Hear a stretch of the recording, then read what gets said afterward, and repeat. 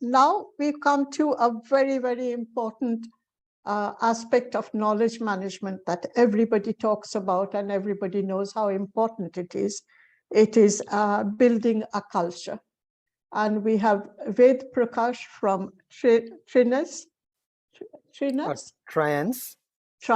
beg your pardon, who will take us through the various points that we need to know.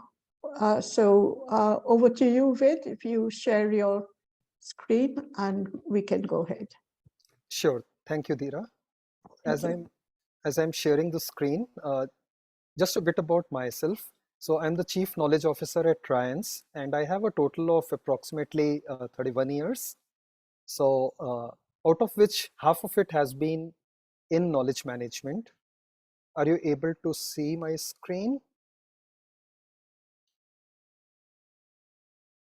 Yeah, is my screen visible, Dheera? Dheera, are you able to see the screen? I'm not getting any notification. Oh, thanks. It's there in the chat. Thanks. So I have a total of 31 years of experience, half of it in knowledge management as the Chief Knowledge Officer at Wipro. That's a $10 billion company into IT services. Then at CGI, which is a Canada-based company. There I was there for almost 5 years, and now at Triance. And prior to that, I was in various roles related to handling industry verticals and practices. So have an all-rounded experience in many different arenas of what a business does. So today I'll be talking about building the knowledge culture, talking you through some examples from Triance itself. Right? So when we talk of knowledge management, there are a few key elements, and over the course of today, we have seen some of them being mentioned, including by Nick in the couple of sessions before. So he talked about how the strategy, the leadership, his whole session was around governance. These are very key to knowledge management at various stages. And then we have the familiar triad of people, process, and technology, followed by the major elements of knowledge management, which are what I call the 4 C's. So content, connections, collaboration, and culture. Right. Now, when it comes to KM, obviously all of these elements are equally important in some way or the other. But then as Dave Snowden says that if you have to ask what is knowledge management, he'll say 1% of it is, say, content and technology, 99% of it is managing the flows of people, of knowledge, etc., etc. So it won't be wrong to really say that KM is nothing but a cultural change management program, end of the day, because you're trying to change the behaviors of people in a certain way so that they share the knowledge that they possess in a better way. They also develop these tendencies to learn from others. Easier said than done. Okay. Now, when we talk of a knowledge culture in an organization, what do we mean by it? What are some of the traits that you see in the organization, which sort of are indicators of that you also have a good knowledge culture? So there's respect for people. By the way, these are the keywords based on a Mentimeter input that I had got as part of some program. And they may resonate a lot with many of you over here. So an organization has a good knowledge culture when people have an inherent respect for each other as human beings, as co-workers. There's an element of trust in the interactions that happen. There's a lot of tolerance with respect to different viewpoints, with respect to failures that may happen, learning from mistakes, etc. There is a culture of openness where people are willing to share on anything and everything. You need to have curiosity in the organization for the organization to really grow and thrive. So unless one is curious, one would not be really amenable to learning from others as well, right? A spirit of camaraderie, the togetherness that we talk about, a spirit of community, that is also equally important to have a good knowledge culture. One needs to find a lot of communication happening as well. It should not be that people are having, just point-to-point kind of very cut and dry communications. People need to be communicative. They should feel free to speak out their mind and exchange views with others. You need to have a safe environment where people actually feel safe about saying the good, bad, and the ugly about the kind of things that they are doing. And most importantly, you need to have an element of fun in whatever you are doing. That's when the knowledge culture really becomes strengthened. and becomes a lot more visible and easier to carry out the change as well. So I'll straight away jump into some examples instead of talking about a framework for building a culture and all that, because that you may have listened to in various shapes and forms. Here I'll take a few examples to show how you can really develop that culture. There is no science to it. There's a lot of art to it. Of course, when I say no science to it, there are those frameworks, right? Like any other change management program for a knowledge culture change management as well. So what we do, for example, in Trians is we have these communities. We call them practice communities because Trians is an organization that is into digital transformation consulting, has 2,000 associates spread across the US, some in Europe, in India, in Asia Pacific, in Australia. So basically globally diversified in a lot of ways and providing services in the cutting edge technologies as well. They basically guide the clients across industries in redefining, reimagining their business processes and use the latest technologies to carry out that change. Right, so it's around cloud, it's around digital, it's around infrastructure, around security, etc. Right. So we have these practice communities and we hold these regular knowledge shares around that. Now, all practice communities have a common charter, and everybody in the organization is encouraged to join as many practice communities uh, as possible. Even if they are working in one area, there's always something to learn by joining a community in another area, because all these communities interact virtually. Pre-COVID, they used to interact face to face as well.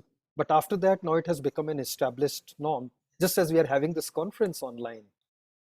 One of the objectives is also to create heroes out of people, people who are hesitant to share their knowledge, dig them out, search them out, and say, please come and share your knowledge in the practice community, where there are, at a minimum, there are 100 plus people who join at any point of time. And then the recordings are uploaded as well to be viewed by people later on demand. So it's about making heroes out of people. That's really important to set up a culture where people start seeing a pattern that, oh, my colleague, for example, who's an introvert, came and actually shared the knowledge. Why can't I do that? Right.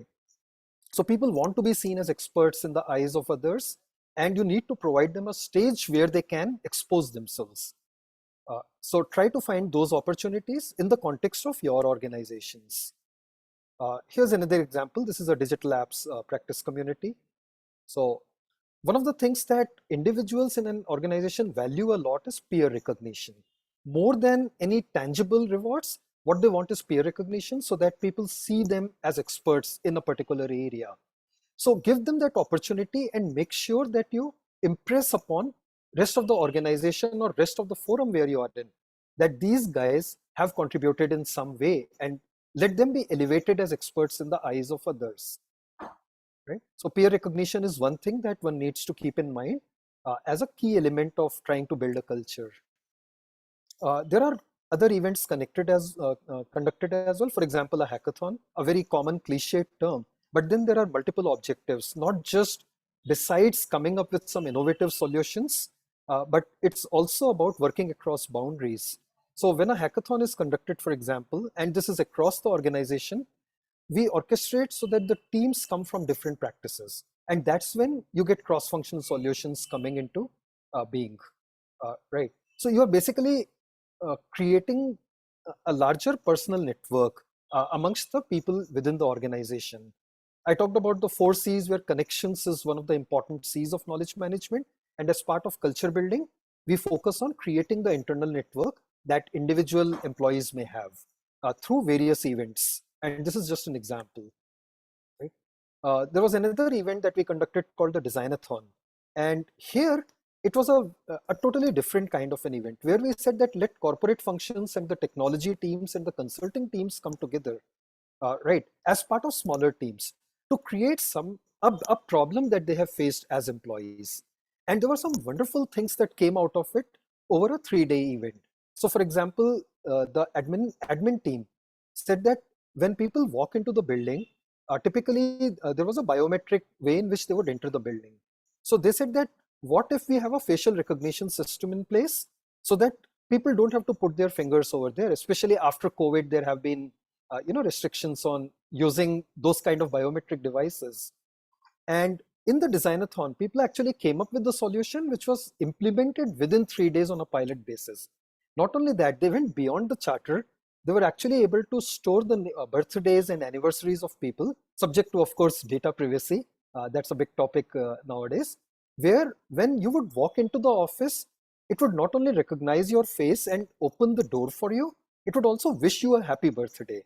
Right. So of course, this was a pilot that was done on a mobile phone, but it was a working pilot achieved in just 3 days flat, where you had the admin team, you had a cluster of very junior employees, and you had a technology person, for example.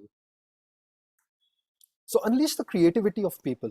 Think innovatively in how you can bring that creativity out. So Stephanie, for example, talks about Radical KM, which focuses on the creative aspect of it, and I fully agree that it does help in building the knowledge culture. Another example of a knowledge share, but why I wanted to highlight it's because this was taken by someone who heads the analytics practice. So he's heading a team of 500 plus people. He's the face of the company when it comes to interacting with clients on this particular topic. And this is something what we mean also by lead by example, right? That the leader has to be out in the forefront. So when the leader is addressing a practice community, then it also sort of percolates down that this is an acceptable behavior, just as I talked about others being made heroes out of. Another thing I wanted to talk about this particular example is what a good culture can lead to. So when you see Extrica data mesh, it may be, I mean, it's just a name, but actually this is a new offering from Triance, which was launched just a couple of months back in the Amazon Web Services, the AWS Cloud Sales Kickoff. Actually, it got a pride of place because this actually solves a huge number of problems in a particular area that clients of AWS are facing. The whole thing came around because of knowledge sharing in the community. So this was one good example of how community and a knowledge enabling culture can lead to innovation as well. We also conduct things called unconferences. So those of you who have been in unconferences would know that, I mean, basically there is no agenda. There are no defined speakers. You come in and you start framing the agenda and you start speaking. So we conduct in a slightly modified form. It's a 1 hour one. Here, the whole idea is behind promoting conversations. So it's like the Pareto principle of 20-80. In any gathering, 20% of people will probably speak 80% of the times or even 100% of the times. So when you promote conversations through these kind of mechanisms, people start opening up. So you actually ask for them to contribute to a conversation happening on a generic topic. So for example, there was remote working happening, or when the offices were opening up, the knowledge management team organized these kind of unconferences. And people really appreciate, including giving the same feedback that, look, I was very hesitant to speak up, but courtesy this, I have developed that confidence, right? So promote conversations in many different ways across the organizations. That really helps in building up the culture, because finally KM is about people. We also conduct mega events within knowledge management. There are smaller events as well, but these are the two big events. So one is called the Triance Knowledge League, or TKL, which is focused on knowledge consumption. So there is a lot of organizational knowledge that gets generated. I'm not going to talk about any of that because we are just focusing on the culture aspect. Uh, what kind of avenues are available to people, uh, or how do you showcase it to them that they can actually benefit from using it? So of course it's a round the year activity, there's no doubt about that, but how do you re-emphasize that? And this whole event focuses on that. The second one, called Festival of Knowledge, focuses on the contribution aspect. That is, you have created a lot of knowledge through the year. You have processes in place where you're expected to contribute back to the organization. May or may not happen depending on bandwidth, depending on the individual inclinations of people, and of course depending on the culture. But here we have a focused 1 month long thing around contribution, and some really good knowledge comes out of it, if it has not already come out as part of course of their day-to-day work. So I'll just expand a bit more on these. Right. So TKL, currently the season 7 is going on. As we speak, this week it is going on. And it's a very, very intense kind of a event that happens. So on a daily basis, we have a few challenges that are given to the employees. And they have to go through the various organizational knowledge resources to get to crack those challenges. So they have to connect various dots, they have to get into repositories, they have to get into the videos that are there, etc., etc. Right. Courtesy this, and the participation rates are really good. For 35 to 40% of the organization participates in this, which I would term it as a real good engagement with the particular event. But it also is an indicator of how engaged they are with KM in general, right? So it's also about making knowledge fun. So these challenges look like the kind of puzzles that you read, right? But these are all knowledge puzzles, and they relate back to some piece of knowledge somewhere within the organization. So it could, it could be like a treasure hunt, or it could have multiple themes there. But yeah, make it fun. If knowledge is looked at something very serious, then the culture that you develop is also very cut and dry kind of a thing. If it is fun, then people enjoy doing something where without realizing they are contributing to the overall KM agenda for the organization. So for example, this is from last year. So we had 679 people who actually played, and every day we gamified by having real-time leaderboards, all of that. Right, so people are really, really excited about participating in the whole thing. And we also work it in such a way that there's a healthy competition around it. So it's healthy competition is not just in these kind of events, but on an ongoing basis. So for example, Nick Milton in his session was talking about the Konoko example, where you had the star awards for best knowledge contributor or best knowledge user or whatever. So there are separate kind of engagements where we look at knowledge management practices in different engagements and projects. We ask them to come and present, then we shortlist some, and then they present before a jury and an audience. And so it's a pretty involved process. It's like a white paper contest, for example, where you then announce prizes for the first, second, third. But this is a more gamified way of doing things. It's very healthy in nature because people are challenging each other as well, that look, I cracked this challenge, have you done it? Right. And in the process, people become more and more aware of the richness of knowledge in the organization. Another example of how we popularize some of the things. So we publish the names, the daily leaderboards and the weekly leaderboards, and we also, in this particular case, because it's a week-long event, so we actually have a live event for a lucky draw, and we give some prizes to them. Right. So rewards do have a place. What we have seen is that there is always this debate between rewards and recognition. But what my experience has been over the last 17 years of being in knowledge management, that at certain periods of time or for specific kind of interventions, rewards do play a role. Right. It sort of creates even more excitement. Is it something that is sustainable? No. These are one-time kind of a things that you can do. But recognitions are something that linger on. What we also do is that we take feedback from the participants, and this is just again an example because we have other kind of forums as well, but we do it in a consistent basis. So you take you take feedback from the participants in various ways through surveys, but also sometimes if they have been on the leaderboard, for example, you directly ask them to comment on what was their experience. And we actually collect all that feedback together, the qualitative one, and we publish it as a booklet called Voice of Associates.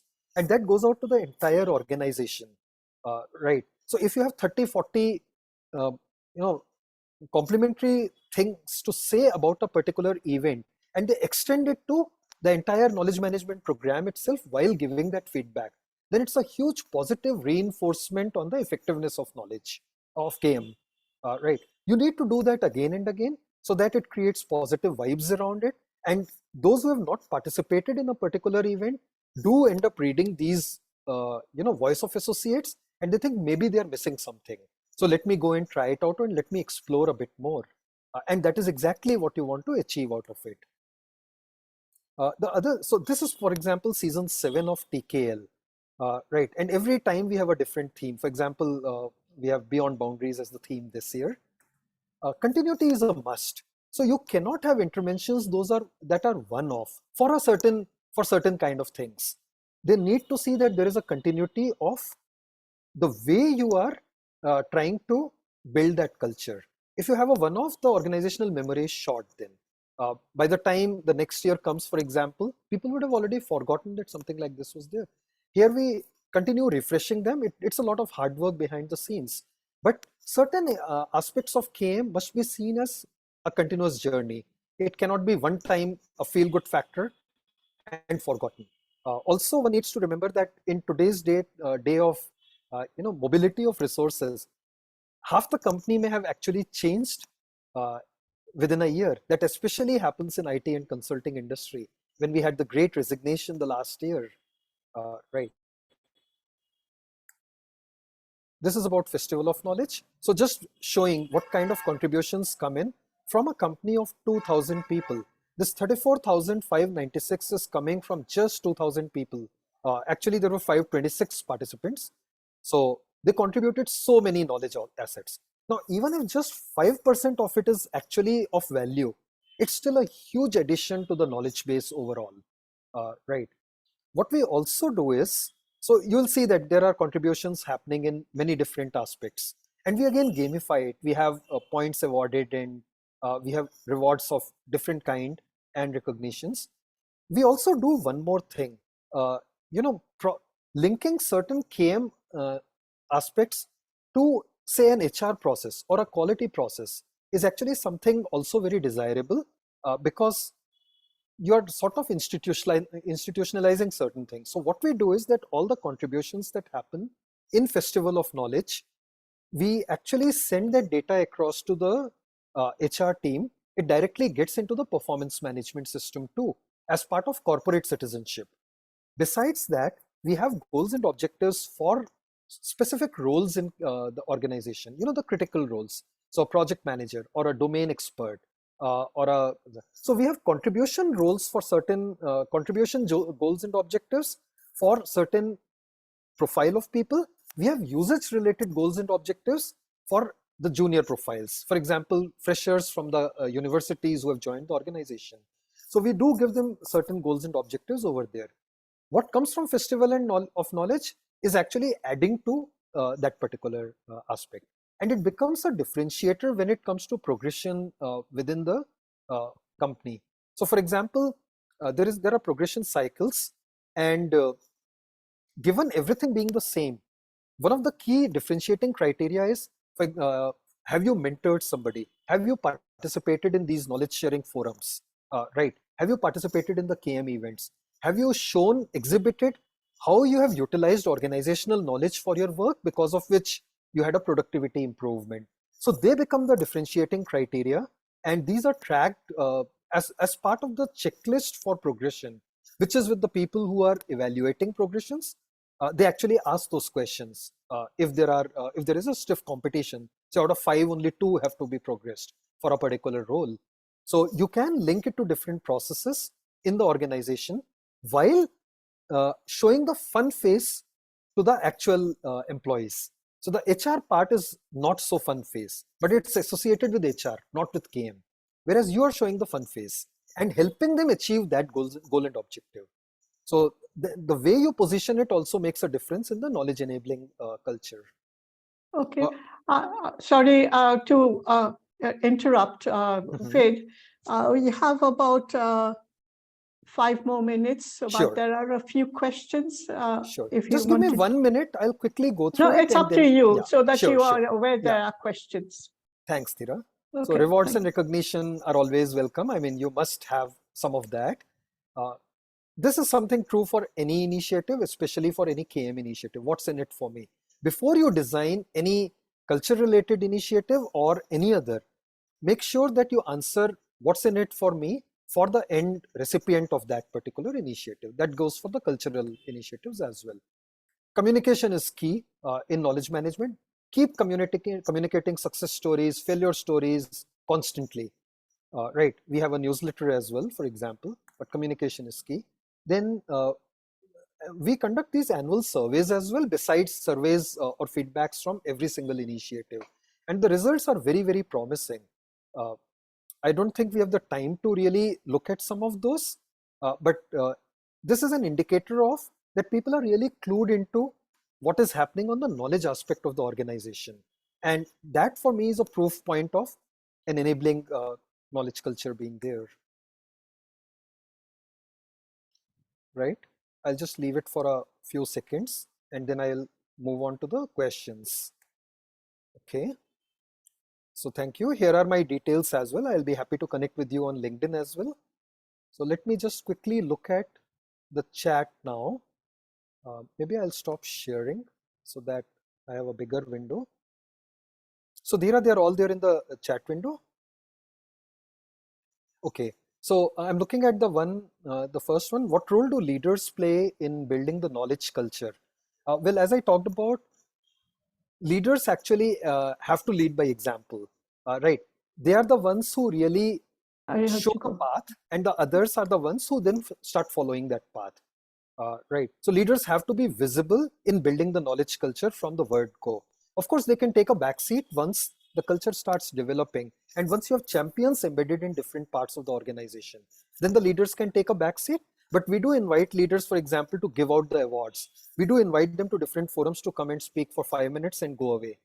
So leaders do need that visibility.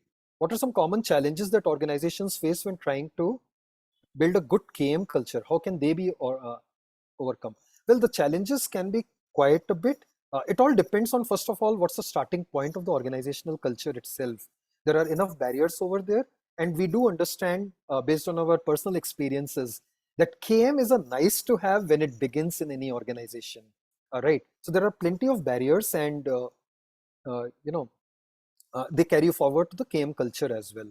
I think I'm speeding up just a bit. I have many points to make, but let me take the other questions. Question from Bob. Can knowledge culture be different from organizational culture? Yes, it can be. So for example, if I take the example of a product company like a Google, for example, Google has come out with Bard, right?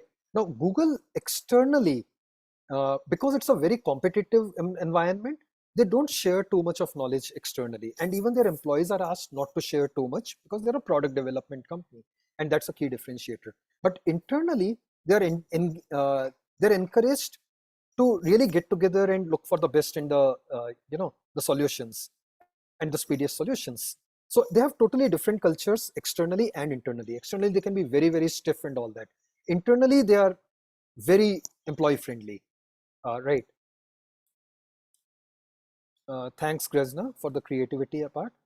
Question from Jane. How should one go about addressing the knowledge culture in a KM program? Well, there are these frameworks that are available, and you have to, it's almost like a starting point. When you're drawing up a KM strategy for the organization, you have to have a fit on the cultural part of the organization. Is it a controlling and directing kind of an organization? Is it a participative organization? So you have to look at all those aspects, the traits, cultural traits of the organization, and then design your strategy as well as the initiatives and the focus areas that you will have based on that. So the context of the organization, the culture of the organization is paramount right in the beginning, right? How many people do you have in your organizational KM team? A very good question. So KM per se has, this was again there in an earlier session as well. When you look at a KM budget, it's on the headcount, it's on the IT systems, the software, etc., and it's on the other initiatives if they're for rewards and recognition, etc. Right? IT. So for the headcount part, what I do is I try to keep it at a minimal. So for example, I have 4 people in total, and then there is a vast network of people who double hat. So you have knowledge ambassadors and knowledge champions embedded everywhere, right? So you don't need a big KM team for running a KM program in an organization. You do need a central team for certain aspects, the people, process, technology, and the entire framework, right? Uh, I think this is a useful approach to test my understanding. This is bottom-up approach. We encourage people to contribute, then categorize their contributions rather than targeting specific. Thanks, Mark. This is a very good suggestion. We need to look at this both top-down and bottom-up. Of course, it is a people-oriented initiative, the whole KM program. So it's people at the bottom. Bottom-up always needs to be there. I mean, it is the key thing. Top, you require only for getting the ball rolling. Was it the KM team making those amazing and catching email announcements? Absolutely, yes. So, Jean Rovi, I must say that everybody in the team also has gone very high on creativity. We initially tried taking support from the marketing team who have designers, but we found the turnaround times were too bad. Then we said, why can't we do it ourselves? So our own creativity went up manifold. We do 100% of it ourselves. Thanks for the comment. So any other questions? I know I have exceeded the time by maybe a minute.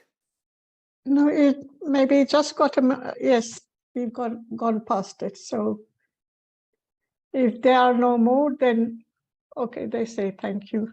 Yeah, So thank we you, can Claire. can go to the next session, which is the presentation from Covio. Yeah. Well, it certainly went down well with everybody liked it, so that's Yeah. good. Thank you, everyone. And I'd love to connect with you on LinkedIn, and you can send more questions to me on my Gmail ID as well, which I'd Okay, shared. I'm Maybe sure I'll that'll be type it great. over here.